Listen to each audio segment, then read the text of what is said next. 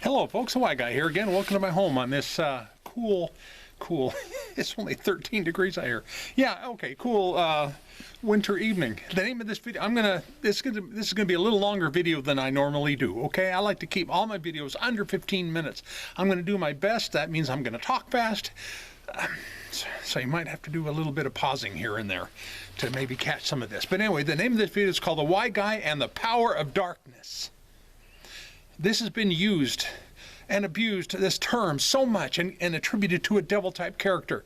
And I want to prove, beyond a shadow of a doubt, that that's impossible, okay? Because power of darkness, couldn't the term power of darkness be understood as the exact opposite as the term angel of light? Yet they both describe the same being in the mind of a Christian. I said that on a previous video, except I reversed the two, all right? So don't get the terms power of darkness, powers of darkness, plural, as in powers, mixed up with the verse that mentions power of darkness, singular. Two completely different verses, two completely different, well, they're not totally different contexts, but you'll understand here in a minute. So that there's no confusion, I'm going to first address the phrase found in Ephesians 6:12. We're describing the powers, plural, of darkness in heavenly places.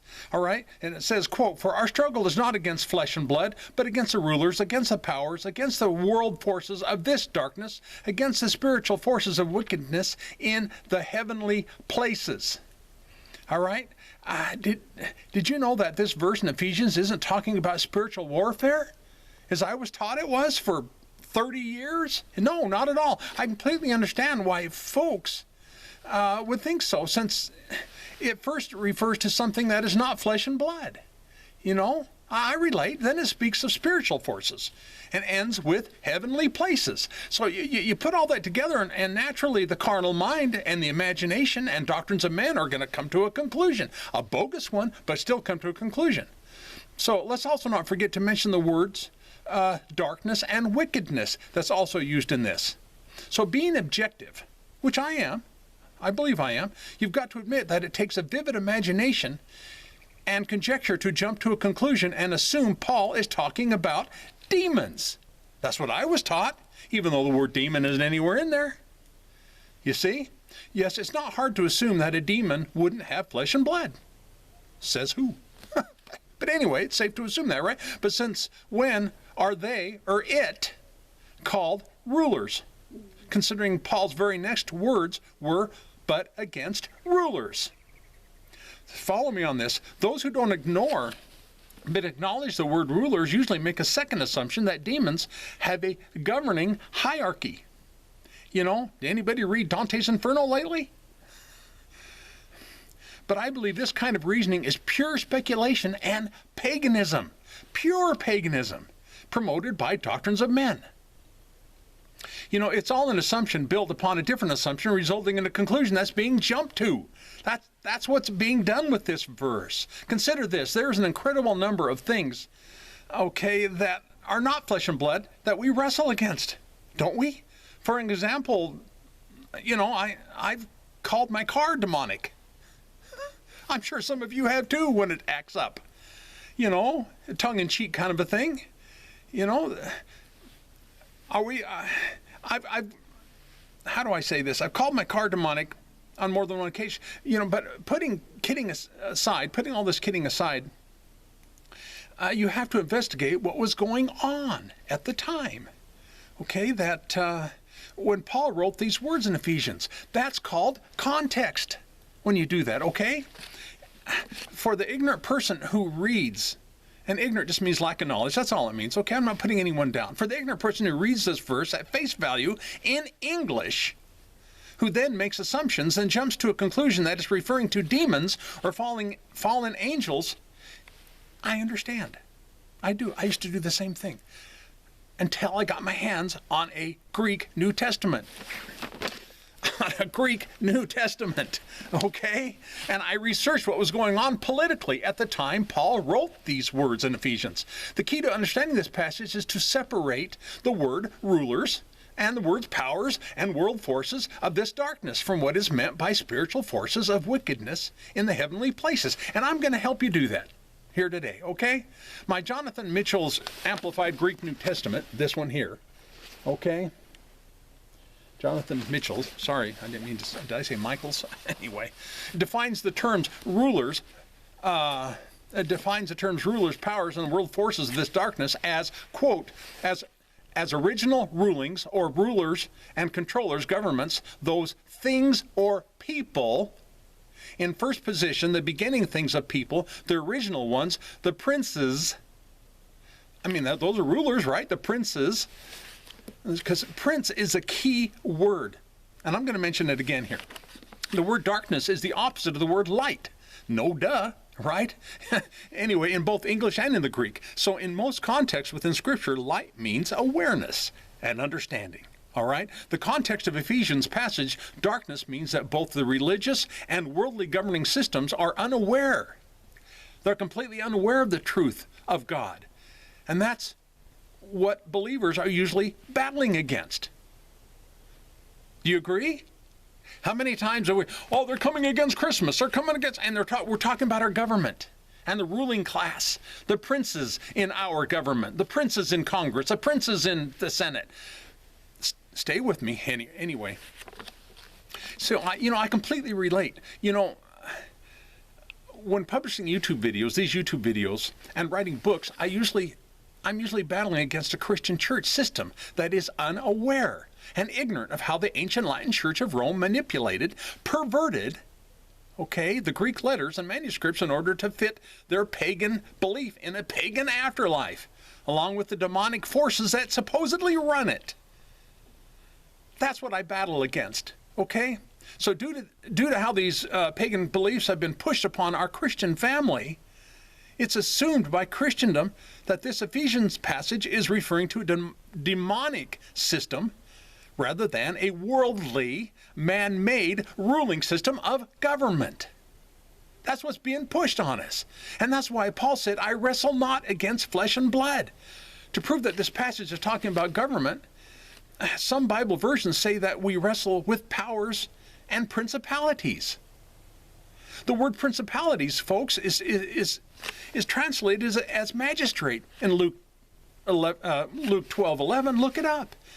And the same word for power is used in 1 Corinthians 15:24 when speaking of the Roman government. So it's not a twist. Doctrines of men twist it. All right? Not moi, not yours truly. You need more proof? Even in the King James, guys, version of Titus 3:1, Paul said we were to be subject to principalities and powers. Did you catch that? This is the exact same phrase that the King James uses in Ephesians 6:12. So is Paul instructing us to be subject to demons and their powers in the book of Titus? Is that what he's telling us to do?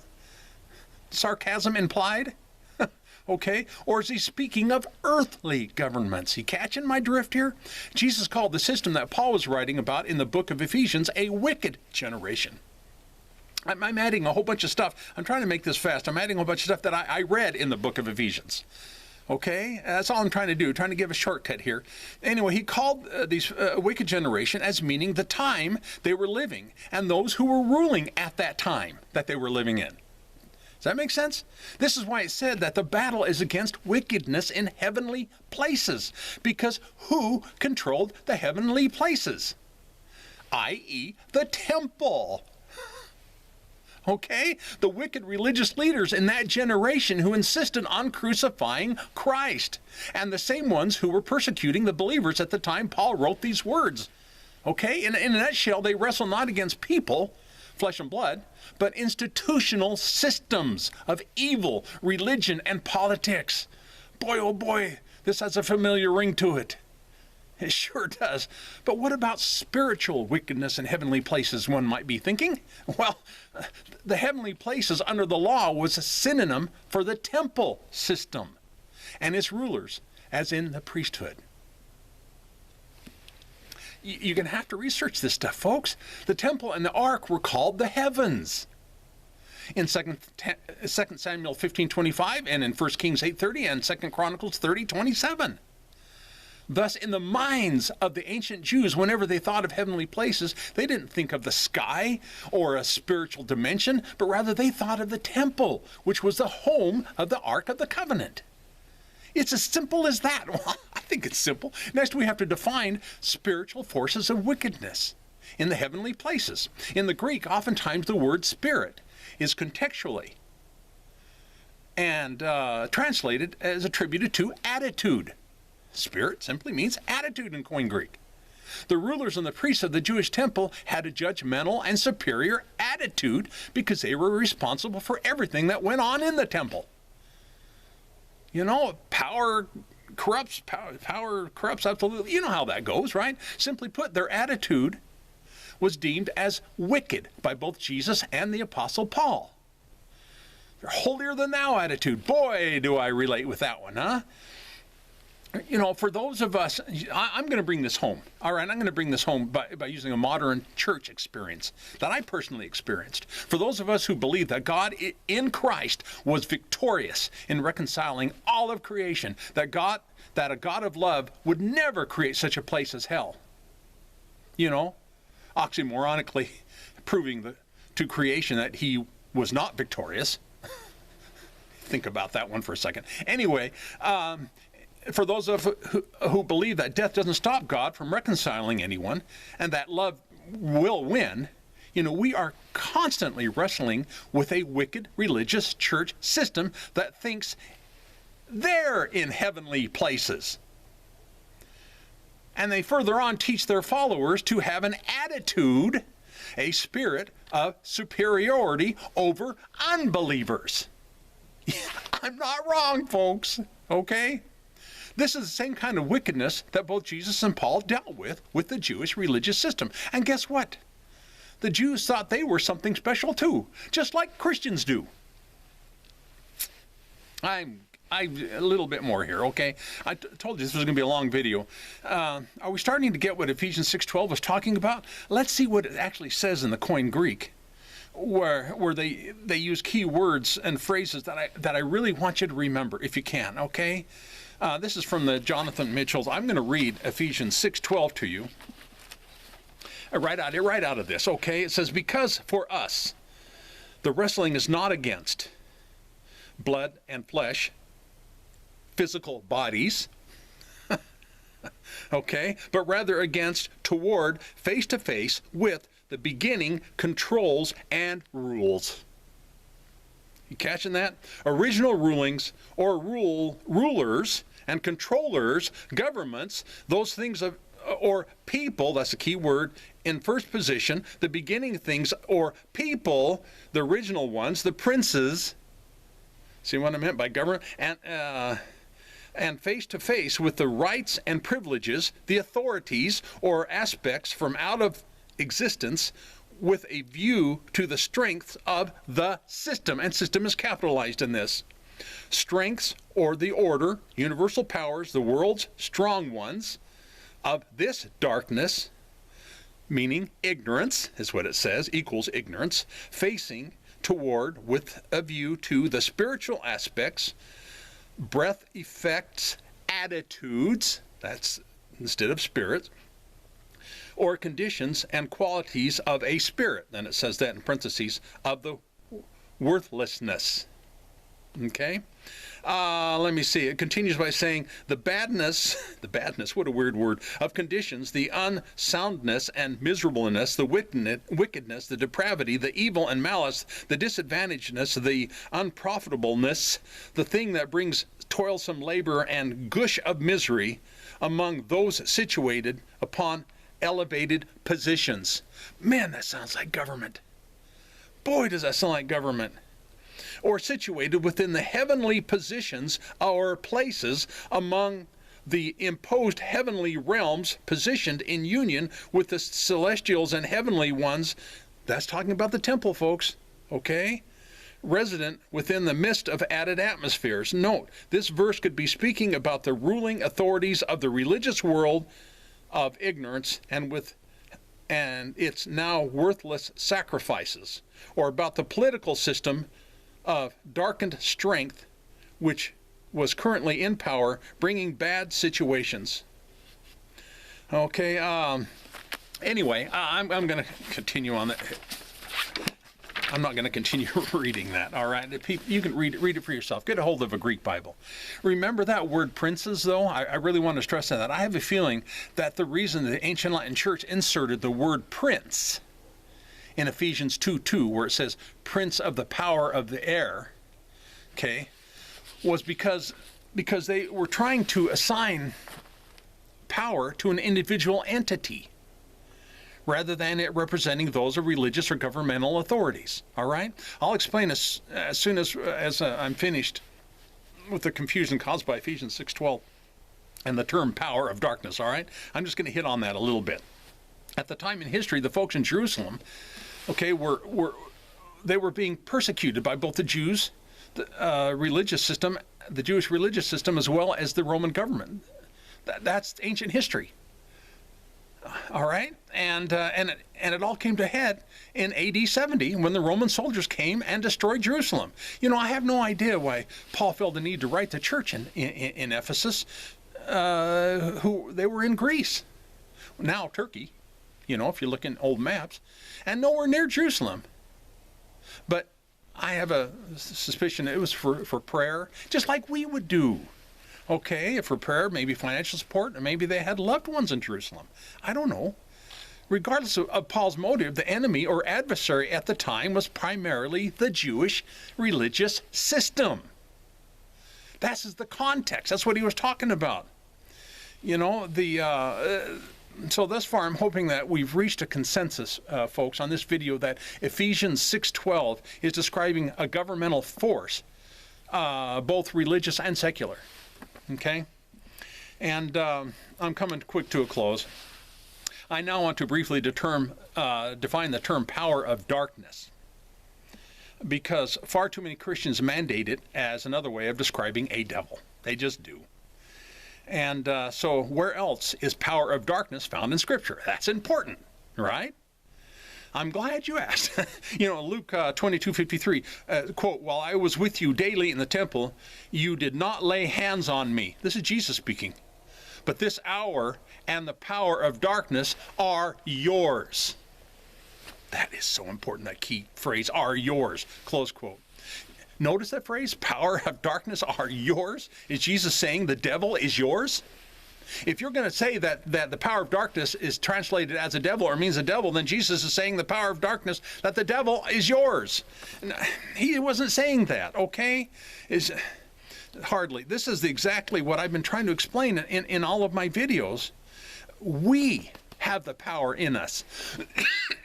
Jesus said, we have the power in us, the power we inherited from Adam when he ate from the tree of knowledge of good and evil.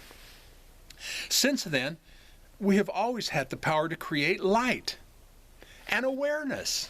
We've had the power to create an awareness or to deceive ourselves and others via the power of darkness. Ignorance. This isn't a stretch. Ironically, the Christian church pushes the narrative of taking responsibility for our own actions. I got to commend you for that, Christian church. You do. But then you turn right around, the doctrines of men turn right around and blame some evil entity for everything that is contrary to God. No entity, no spiritual being, no otherworldly enemy of God, and no devil made us do a damn thing, folks. It didn't. All right? The devil didn't make us or tempt us to do anything. Our egos and our pride did. I can't stress that enough. And in closing this video, our inherited pride and ego is what has been tempting us all along. So let's take responsibility for that. All right? Instead of giving so much time, credence, esteem, credit, and respect to a specific someone that may not even exist. You get me? Okay, this video has been long enough. I'm not going to give the infomercial and all that I do. And besides, I'm freezing. Thank you for viewing.